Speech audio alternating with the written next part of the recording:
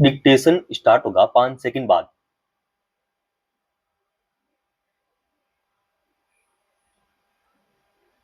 Start. Iran संकट गहरा गया है। अमेरिका के साथ तनाव बढ़ने के बीच उसने व्यावसायिक विमानों के लिए अपने हवाई क्षेत्र बंद कर दिए हैं। भारत के लिए यह संकट केवल एक दूरस्थ आंतरिक उथल-पुथल नहीं, बल्कि पश्चिम और मध्य एशिया में रणनीतिक, आर्थिक और भू राजनीतिक हितों से सीधे तौर पर जुड़ा हुआ है। अमेरिका के साथ ईरान की कटुता को देखते हुए साफ है कि वहां के हालात बदतर होते गए हैं। ऐसे में नई दिल्ली ने अपना राजनयिक दृष्टिकोण सतर्क और व्यवहारिक रखा। भारत ने ईरान के राजनीतिक नेतृत्व के साथ संपर्क बनाए रखा ताकि रणनीतिक सहयोग को अल्पकालिक उथल-पुथल से बचाया जा सके। अब जबकि हालात बेकाबू हो रहे हैं, वहां फंसे 10,000 भारतीयों की सुरक्षा को लेकर सवाल खड़े हो रहे हैं। विदेश मंत्रालय का कहना है कि उनके अधिकारी विभिन्न इलाकों में जाकर भारतीयों से संपर्क कर रहे हैं। उन्हें निकाल कर स्वदेश लाने पर काम हो रहा है। तेहरान स्थित भारतीय दूतावास ने कहा है कि वहां से अपने नागरिकों को निकालने की तैयारी पूरी है और शुक्रवार को पहला जत्था भारत पहुंच जाएगा। ईरान में सत्ता प्रतिष्ठान जनता और सूचना दोनों पर नियंत्रण खोने से चिंतित है। न सिर्फ नागरिकों का सवाल है, वहां के पूरे परिदृश्य ने भारत की चिंता हर तरह से बढ़ा दी है। भारत की सबसे बड़ी चिंता चाबहार बंदरगाह परियोजना है, जिसमें उसने करोड़ों डॉलर का निवेश किया है।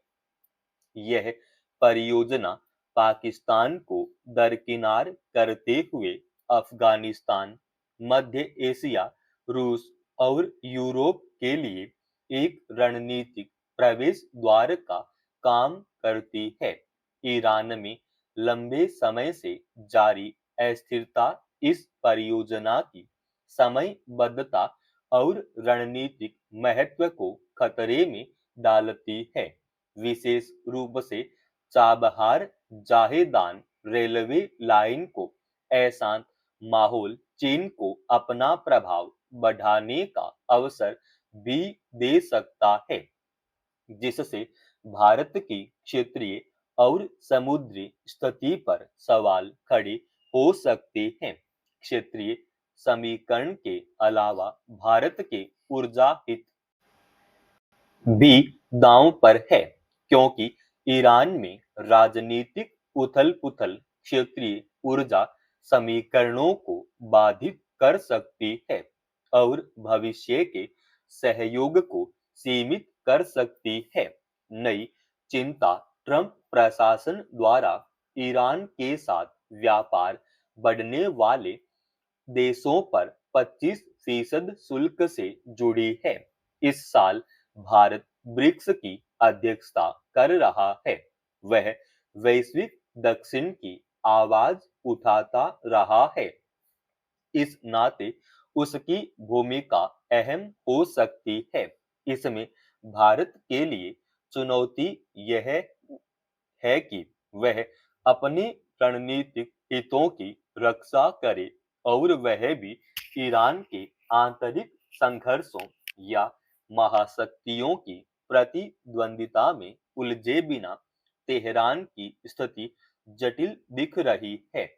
भारत और ईरान के रिश्ते कभी विचारधारा से संचालित नहीं रहे। ये संबंध भूगोल, पहुंच और क्षेत्रीय संतुलन की जरूरत से बने हैं। ईरान में किसी भी तरह का बड़ा झटका भारत की वर्षों से साधी गई व्यापारिक राहों, कूटनीतिक समीकरणों और सुरक्षा गणनाओं को प्रभावित कर सकता है। यदि स्थिति और बिगड़ती है तो तेल बाजार में अस्थिरता, कीमतों में उछाल और वैश्विक अर्थव्यवस्था पर दबाव बढ़ना तय है। साथ ही शरणार्थियों की अप्रत्याशित भीड़ और क्षेत्रीय सुरक्षा समीकरणों में बदलाव की आशंका को भी नजरअंदाज नहीं किया जा सकता। भारत में साइबर धोखाधड़ी नहीं थम पा रही तो आखिर इसकी वजह क्या है? वर्तमान समय में इस अपराध के इतने स्वरूप है कि पीड़ित व्यक्ति ठगों की साजिश को एक बारगी समझ नहीं पाता और वह जीवन भर की कमाई लुटा बैठता है। यही वजह है कि साइबर अपराधी हर वर्ष लोगों को करोड़ों की चपत लगा रहे हैं। विश्व आर्थिक मंच ने दावोस बैठक से पहले अपनी वार्षिक जोखिम रपट में भारत में बढ़ती इस साइबर असुरक्षा को लेकर आगाह किया है। मंच ने गलत सूचनाओं और भ्रामक जानकारियों के प्रसार पर भी चिंता जताई है। वहीं भारत के मामले में एक अध्ययन ने शीर्ष 5 जोखिमों की पहचान की है, जिनमें साइबर असुरक्षा को विशेष रूप से शामिल किया है। दरअसल देश में इस असुरक्षा के लगातार बढ़ते जाने की इस एक बड़ी वजह यह है कि ठगों ने देश से लेकर विदेश तक अपना जाल बिछा लिया है। इस लिहाज से यह न सिर्फ तकनीकी समस्या है, बल्कि राष्ट्रीय सुरक्षा से जुड़ा मसला भी है। चिंता की बात यह है कि हम साइबर अपराधियों पर शिकंजा कसने के लिए निगरानी तंत्र आज तक मजबूत नहीं कर पाए हैं। नागरिकों में भी डिजिटल साक्षरता का अभाव दिखता है। एक गंभीर समस्या डिजिटल रूप से बदले गए वीडियो और चित्रों को भी है, जो आज नागरिकों के लिए परेशानी का सबब बन गए हैं। इसको लेकर भी विश्व आर्थिक मंच ने चिंता जताई है। ऐसे कई विवादित वीडियो सामने आ चुके हैं। अगर साइबर अपराधियों का हौसला बढ़ा है, तो यह व्यवस्था की खामी है। हैरत की बात है कि अपराधियों के संजाल तक पहुंचने की तमाम कोशिशों के बावजूद देश में साइबर असुरक्षा लगातार बढ़ती चली गई है। आखिर क्या कारण है कि हम धोखेबाजों के असल ठिकानों पर नहीं पहुंच पा रहे हैं?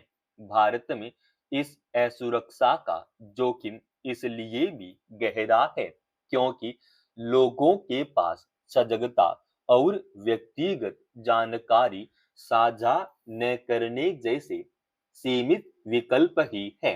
दो राय नहीं कि अब सरकार को सख्ती बरतनी होगी। साइबर अपराध के संजाल को तोड़ने का वक्त आ गया है। समाप्त।